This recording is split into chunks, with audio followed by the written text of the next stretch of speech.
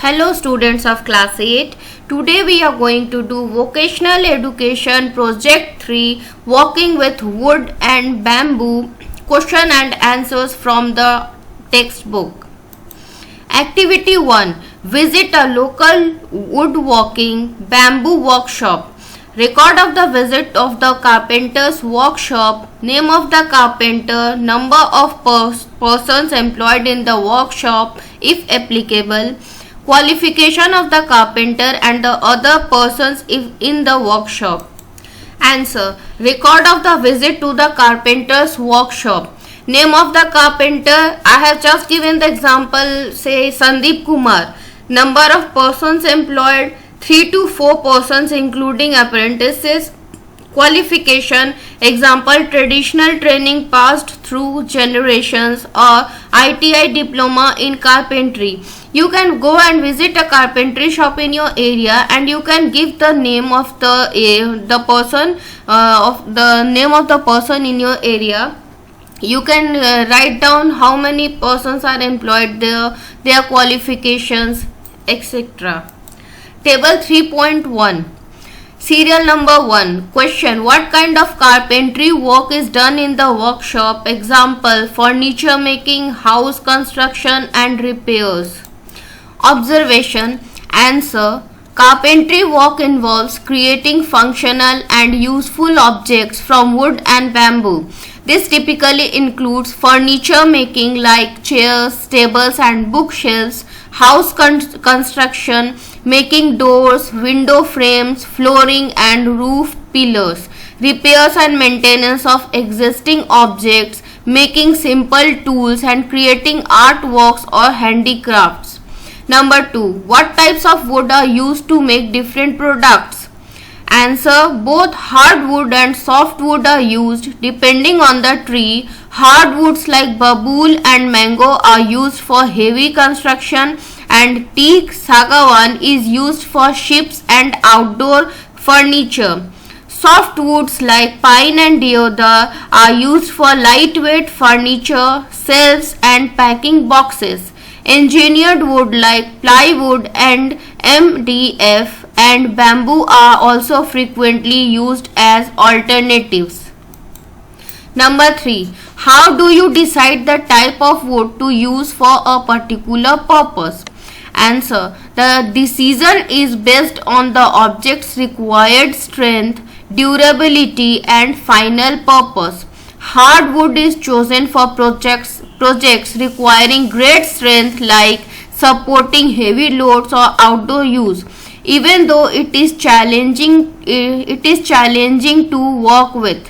Softwood is preferred for simple or lightweight objects as it is easier to cut, shape and finish. Number 4. What tools and machines do you use to make products? Answer. Carpenters use basic hand tools such as the hand saw, claw hammer, plane, wood file, tri-square, measuring tape, steel ruler, bench vise, hand drill and clamps. They also use fasteners like nails, screws and nuts and bolts which require a hammer and screwdrivers or drills. What are the basic techniques used to make products from wood? Answer. The basic techniques include measuring and marking using tools to mark lines for cutting, securing the wood and using a hacksaw, planing, shaving the surface to smoothen it, joining or assembly using joints like Mortise and Tenon or lap joints or using fasteners like nails or screws, drilling to create holes for fasteners, sanding to polish the surface and finishing applying varnish or paint for protection. Number 6. What safety precautions do you take while working? Safety involves careful tools handling, learning proper techniques, personal protection using masks and safety goggles to protect against wood dust, and workplace safety, keeping the work area organized, clean and putting tools away after use. The goal of this activity is to observe real-world practices in workshop that deals with wood or bamboo. So students, you need to see what types of products are made, which materials are preferred, and how safety and efficiency are maintained in the workplace. You need to visit to a carpenter shop in your area and you can see all this. You can observe the things there. The carpenter's workshop mainly focuses on furniture repair such as fixing chairs or creating school desks by showing how everyday furniture is produced and maintained. Softwood is often used for benches due to its ease of cutting and shaping, while bamboo is selected for lightweight items like baskets. The choice depends on the product needs, the strength of the furniture and flexibility lightness for the baskets. Okay, the carpenter decides the wood type based on the product's purposes. Example, the school benches must be strong, so they will use the hardwood. Decorative items can be used lighter wood or bamboo, as they also see the cost also. Tools in use include a handsaw, hammer, nails, screws, planes and sandpapers. Machines like drills and sanding machines are sometimes available. Safety measures observed here. The carpenter always wears gloves while handling rough wood to avoid splinters, keeps the area clean to reduce risk of slipping, and wears safety goggles when sawing or sanding to prevent dust injuries. Tools are stored safely when not in use. Only trained individuals are allowed to operate power tools to prevent accidents. They also use the closed shoes for the protection. Activity 2. Understanding bamboo or wooden products. Record observations for the object you selected below. Which object did you select? I selected a wooden school bench in our classroom. What is it made of? What is it made of? For example, wood, bamboo, etc. Answer. Selected object is school bench made of hardwood and metal frame. Number of parts 4 wooden planks and a metal frame joined with bolts. Type of joint metal bolts, not a traditional wood joint. So the object chosen here is school bench. The bench is made from hardwood for the strength, fixed to a metal frame or stability. The 4 wooden planks and 1 metal frame. The assembly uses bolts to join wooden planks with the metal frame. No traditional wood joints are visible, demonstrating the use of modern fastener for modular assembly. If there were wooden only assemblies, you would find butt joints on corners, but for basic constructions. Lap joints for overlapping parts and Mortise and Tenon joints in heavy load areas such as legs and supports. And the metal bolts have the advantage of quick assembly and easy repair compared to glued or traditional dovetail joints. Table 3.2. Understanding the dimensions of an object. Sketch the object, label each part and indicate selected by you. For example, school bench. What type of material is it made of? For example, the bench is made of hardwood. Here, let's come to the next slide. Draw or sketch of the object, the kind of joint used. So let's move to the answer. So here I have just drawn a chair. This is the backrest, seat, 4 legs.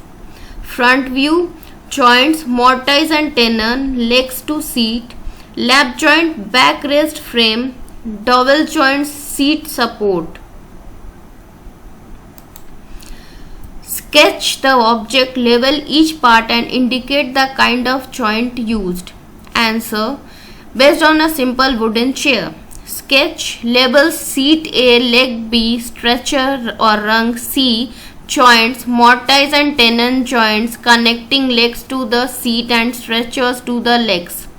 What type of material is it made of? The chair is made primarily of teak hardwood. The finishing is a clear polyurethane varnish. Is it made of a single piece of wood or bamboo? If not, how many parts can you count? It is not made of a single piece. There are 7 parts: 1 seat, 4 legs, 2 side stretchers or rungs. The parts are joined using wood glue and Mortise and Tenon joints. Did you see any of the joints shown in figure 3.6? Assuming figure 3.6 shows common wooden joints like dovetail, butt, mortise and tenon, etc. Yes, the primary joint used in the mortise and tenon joint, the top edge of the legs is shaped into a tenon, a tongue, which fits snugly into a rectangular hole, or mortise cut into the underside of the seat and into the side of the legs for the stretchers. So here you must visually inspect the object to identify the specific type of wooden joint used. If no wooden joints are visible, then state the fasteners like nails, nuts and bolts. Activity 3. Making a prototype of a desired object or product. Review your process and respond to the following questions. Were you able to measure and cut the material accurately? If not, what would you do differently next time? I was mostly accurate with measuring, but my cuts were slightly uneven in places. Next time, I would mark the cutting line more clearly, use a ruler to ensure straight lines, and cut more slowly and carefully. I would also secure the cardboard more firmly before cutting to prevent it from shifting. Before building a full-size product from wood or bamboo, we must create a model prototype from cardboard or wastewood. Prototyping is essential to check if the design is practical and to spot problems before using valuable resources. How did you join the parts? Any difficulty in joining them? What would you do differently next time? I joined the parts using glue and cellophane tape. Initially, I had difficulty keeping the pieces aligned while the glue dried. Next time, I would use clamps or heavy objects to hold the pieces in place while drying and apply glue more sparingly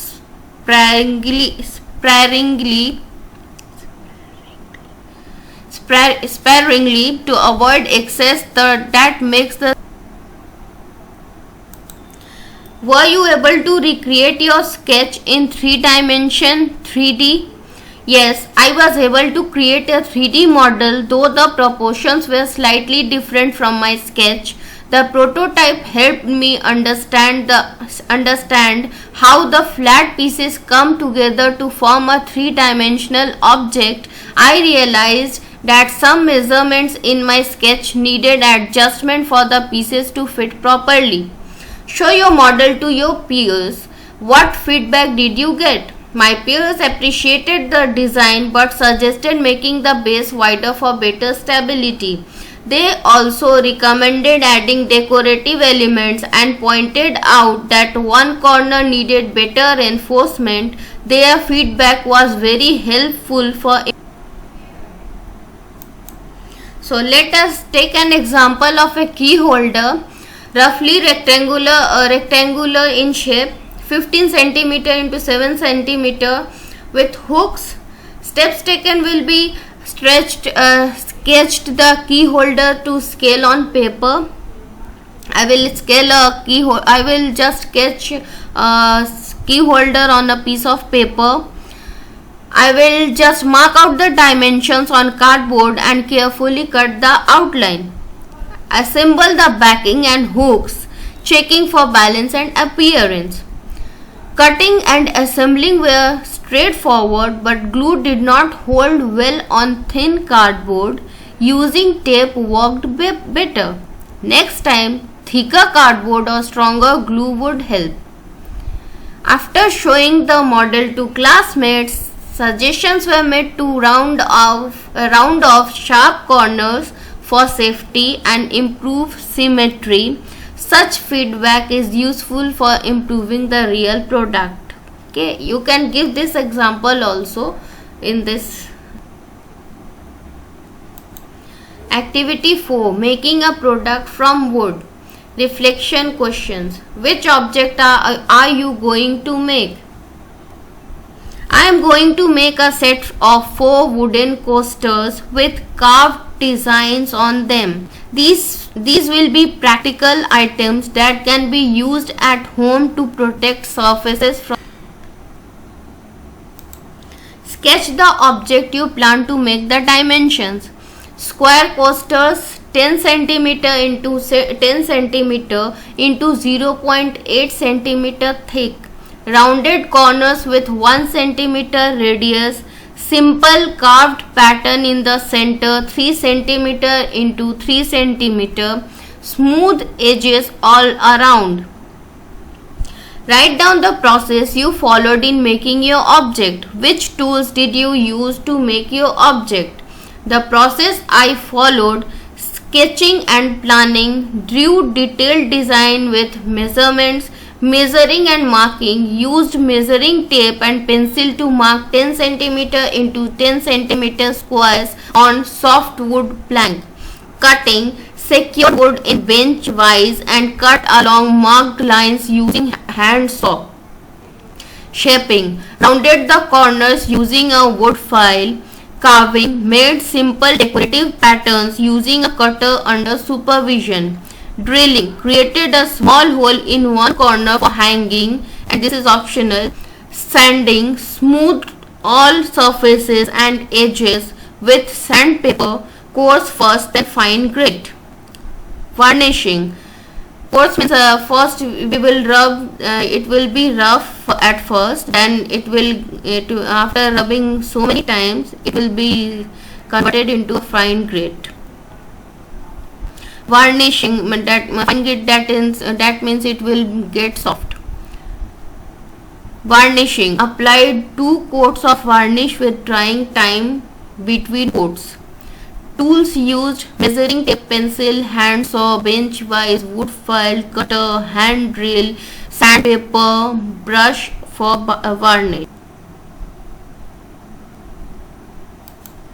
Number 4. Did you face any difficulties while making it, and how did you overcome them? Yes, I faced several challenges. Cutting straight lines. My first cut was slightly crooked. I overcame this by marking the line more clearly and asking my teacher to guide me on proper sawing technique. Splinters on edges. The edges were rough and splintery. I solved this by spending more time sanding with progressively finer sandpaper. Uneven varnish application. My first coat was uneven with brush marks. I learned to apply thinner coats and brush in the direction of the wood grain. I also learned to be patient and not rush through any step. What did you do to make the product look attractive? To enhance the appearance, carved a simple geometric pattern in the center of each coaster, sanded thoroughly to achieve a smooth professional finish, applied wood stain to darken the wood and bring out the grain pattern, applied 2 coats of clear varnish for a glossy protective finish, ensured all 4 coasters were uniform in size and design, rounded the corners.